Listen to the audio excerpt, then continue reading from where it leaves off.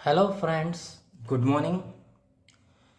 Last લેક્ચરમાં દોસ્તો આપણે કમ્પોઝાઇટ સેક્શન અને એના એક્ઝામ્પલ જોયો હતો.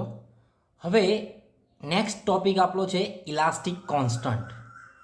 ઇલાસ્ટિક કોન્સ્ટન્ટ આ ટોપિકમાં દોસ્તો થોડી ઘણી ટર્મ્સ છે અને ઇક્વેશન્સ છે જેની મદદથી આપણે એક્ઝામ્પલ સોલ્વ કરી શકીશું. બરાબર દોસ્તો? તો ઇલાસ્ટિક કોન્સ્ટન્ટમાં પહેલી ટર્મ છે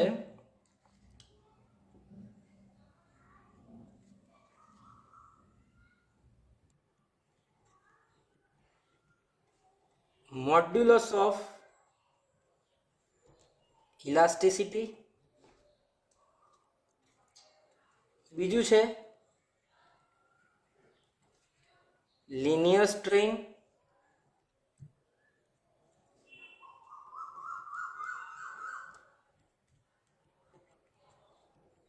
ત્રીજું છે દોસ્તો lateral strain,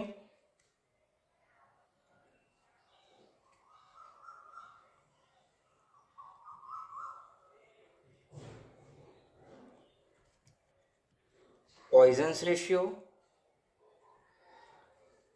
next volumetric strain,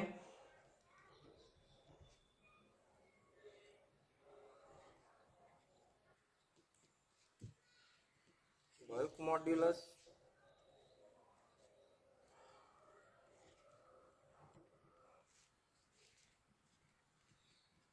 modulus of rigidity, and relation between E, G and K. Okay દોસ્તો, તો આજના ટોપિકમાં આપણે આટલી 8 ટર્મ્સ ભણવાના છે અને એના ઇક્વેશન. ઓકે, તો સ્ટાર્ટ કરીએ દોસ્તો. પહેલી ટર્મ છે આપણી મોડ્યુલસ ઓફ ઇલાસ્ટિસિટી.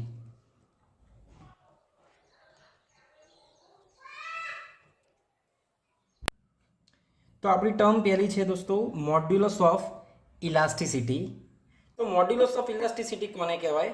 આપણે આગળના લેક્ચરમાં ઓલરેડી ભણી ગયા છે કે મોડ્યુલસ ઓફ ઇલાસ્ટિસિટીને આપણે કેપિટલ E વડે દર્શાવીએ છીએ. Modulus of elasticity is denoted by capital E. તો દોસ્તો કોને કહેવાય છે? તો કે it is a ratio of direct stress to direct strain. શું કહે છે દોસ્તો? કે modulus of elasticity is a ratio of direct stress to direct stress strain. એનો યુનિટ છે દોસ્તો ન્યૂટન પર mm સ્ક્વેર. ઓકે, એનું ઇક્વેશન છે આપણે યાદ રાખવાનું છે દોસ્તો કે E is equal to sigma by epsilon, કે જ્યાં sigma is equal two stress and epsilon is equal two strain. Okay, એના પછી નેક્સ્ટ ટર્મ છે દોસ્તો લિનિયર સ્ટ્રેન. લિનિયર સ્ટ્રેન અને લેટરલ સ્ટ્રેન સમજીએ દોસ્તો. તો શું કહે છે?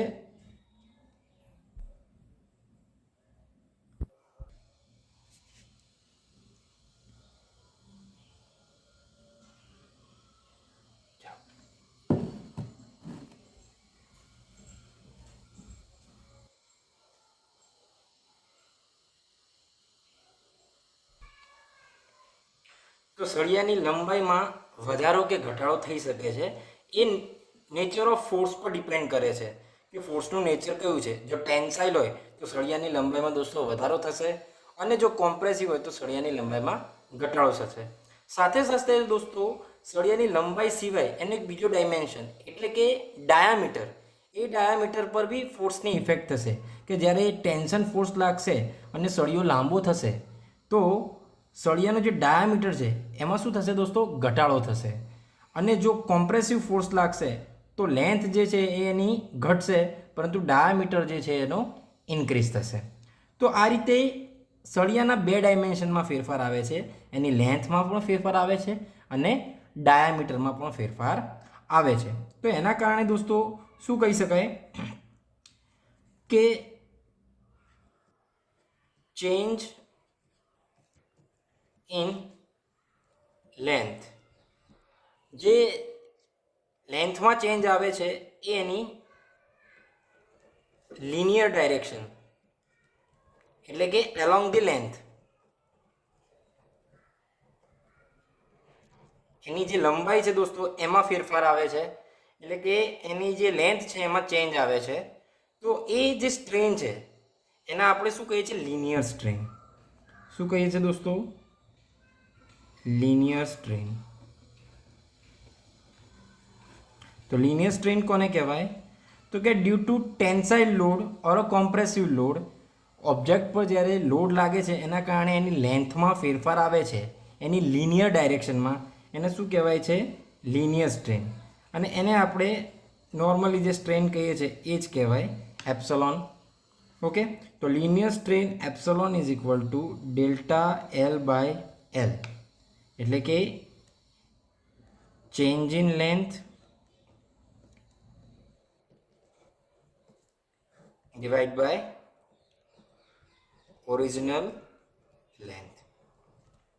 ઓકે ફ્રેન્ડ્સ, સાથે સાથે લોડના કારણે સળિયાના લેટરલ ડાયમેન્શનમાં પણ ફેરફાર આવેલો. તો એના જે લેટરલ ડાયમેન્શનમાં ફેરફાર આવે છે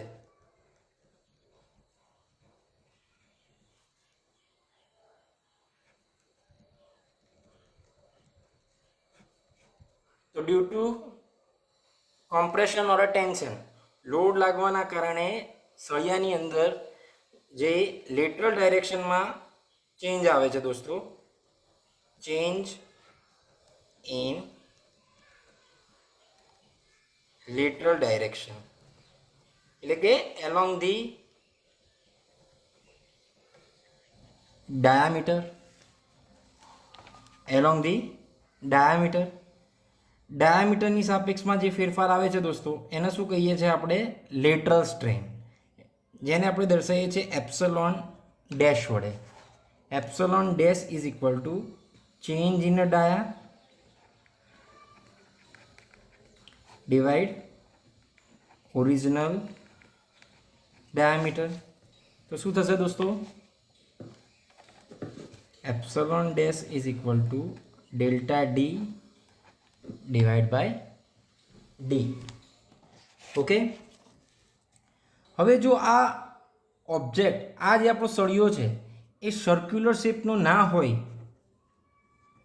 કોઈ સ્ક્વેર કે રેક્ટેંગલ શેપનો હોત દોસ્તો,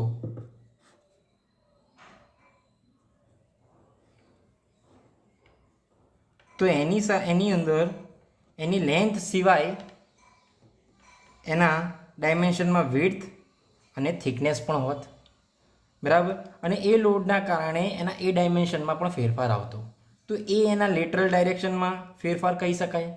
તો આ જે આપણું લેટરલ સ્ટ્રેન છે એ જો એની વિડ્થ માટે લઈએ તો change in width upon original width, એટલે કે ડેલ્ટા બી અપોન ઓરિજિનલ બી, અથવા તો આપણે થિકનેસ માટે કહીએ તો ડેલ્ટા ટી અપોન ટી પણ કહી શકાય. ઓકે, તો આ દોસ્તો યાદ રાખજો. નેક્સ્ટ ટર્મ છે આપણી પોઈઝન્સ ratio.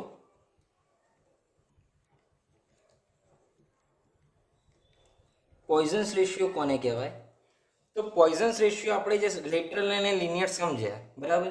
પોઈઝન્સ ratio is nothing but it is a ratio of, it is ratio of lateral strain to linear strain.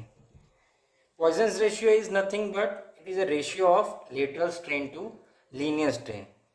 A lateral strain અને linear strain નો ગુણોત્તર છે.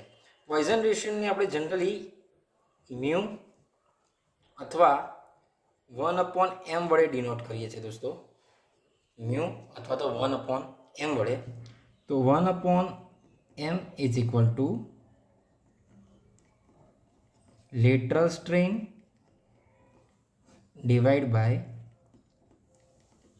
Linear strain. તો આપણે એપ્સોલોન ડેશ અપોન એપ્સોલોન કહી શકીએ. ઓકે, હવે આ જે પોઈઝન્સ રેશિયો છે દોસ્તો, એની વેલ્યુ સ્ટીલ મટીરિયલ હોય તો એના માટે જનરલી પોઈઝન્સ રેશિયો 0.25 ટુ 0.33 હોય છે. અને કોન્ક્રીટ મટીરિયલની વાત કરીએ તો એના માટે એની કિંમત 0.08 થી 0.18 હોય છે. ઓકે, એના પછી નેક્સ્ટ ટર્મ છે આપણી volumetric strain.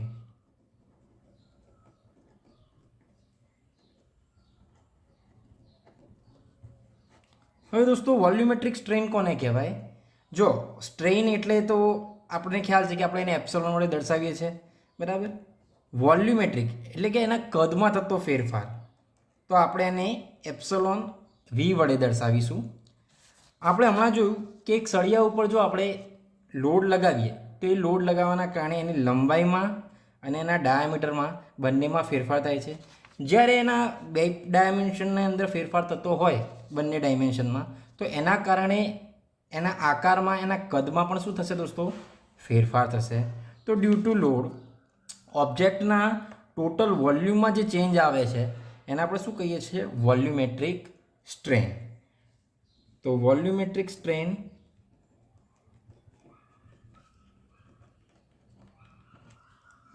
Epsilon v is equal to change in volume એટલે કે ઓબ્જેક્ટના વોલ્યુમમાં થતો ફેરફાર ડિવાઈડ બાય ટોટલ વોલ્યુમ, એના કુલ કદના વડે એને ભાગી દઈએ એનો રેશિયો, એને શું કહેવાય છે? Volumetric strain. એના પછી નેક્સ્ટ ટર્મ છે આપણી, હા, સાથે સાથે વોલ્યુમેટ્રિક સ્ટ્રેન માટે એક બીજું પણ આપણને ઇક્વેશન આપેલું છે કે ચેન્જ ઇન વોલ્યુમ, વોલ્યુમની અંદર કેટલો ચેન્જ થાય છે એના માટે એક ઇક્વેશન છે. Change in volume delta v upon v is equal to epsilon 1 - 2 mu. આ ઇક્વેશન પર દોસ્તો યાદ રાખવાનું ઘણું હેલ્પફુલ છે. એના પછી નેક્સ્ટ ટર્મ છે આપણી bulk modulus.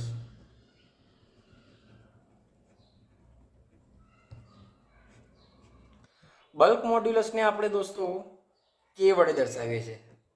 Bulk modulus is denoted by K. શું કહે છે દોસ્તો કે when body is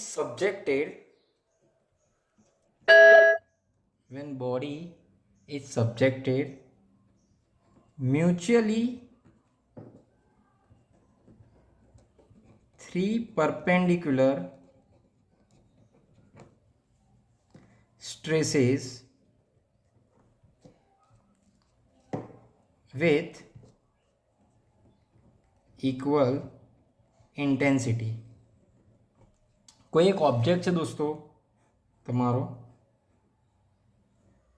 3 dimensional,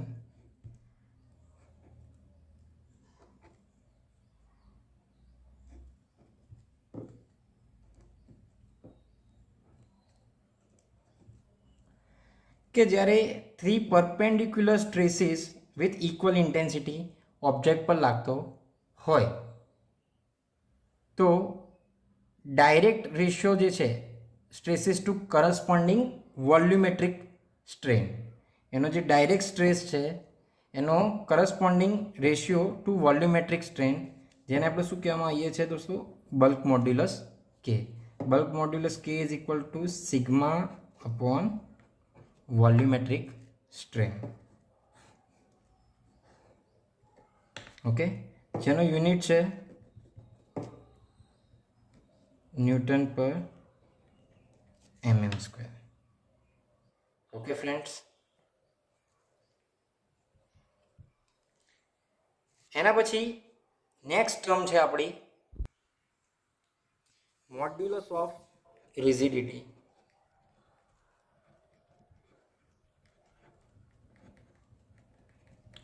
modulus of રિજિડિટીને આપણે જી એન અથવા તો સી વડે દર્શાવીએ છીએ. મોડ્યુલસ ઓફ રિજિડિટીને આપણે જી એન અથવા તો સી વડે દર્શાવીએ છીએ. Modulus of rigidity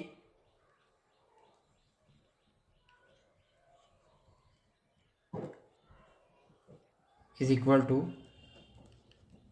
shear stress divide shear strain. Okay, modulus of rigidity is nothing but it is a ratio of shear stress to shear strain. એને કહેવાય છે modulus of rigidity.